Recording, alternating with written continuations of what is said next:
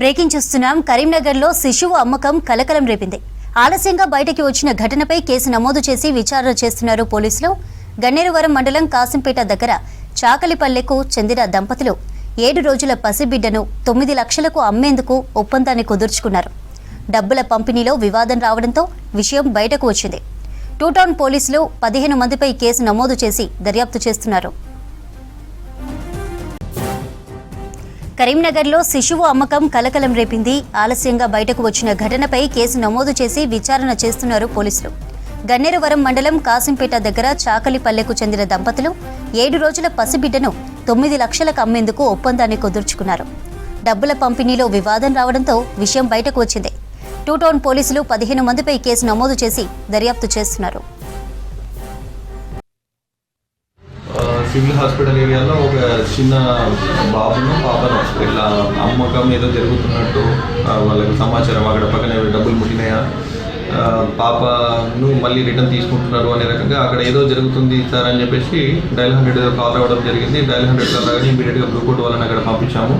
ఆ పాటికి అక్కడ నుంచి కార్లో వాళ్ళు వెళ్ళిపోయినారు. వెళ్ళిన తర్వాత సీసీ ఫుటేజ్ అబ్జర్వ్ చేసిన తర్వాత దాంట్లో ఒక పాపను ప్లస్ వీళ్ళు అక్కడ ఒక ఆటోను ఒక కారు చిన్న పాపను అటు ఇటు తీసుకోవడము ఇవ్వడము జరుగుతున్నట్టయితే దాంట్లో అబ్జర్వ్ చేయడం జరిగింది.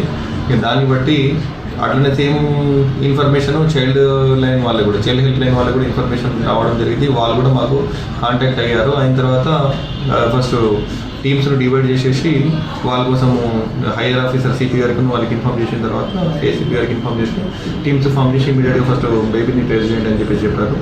అదే క్రమంలో సార్ ఆదేశాల పైన టీమ్స్ బృందాలుగా ఏర్పడి 4 టీమ్స్ వెతకడం మొదలు పెట్టడం జరిగింది. నిన్నటి రోజు సుమారు 11-12 గంటల సమయంలో మిస్ అయిన అంటే మీన్స్ అమ్మకము కొనుగోలు జరిగిన ఆ పాప బేబీ బాయ్ని గన్నేరువరము దగ్గర మన ఎస్ఐ గారు టీము పట్టుకొని వాళ్ళను తీసుకురావడం జరిగింది.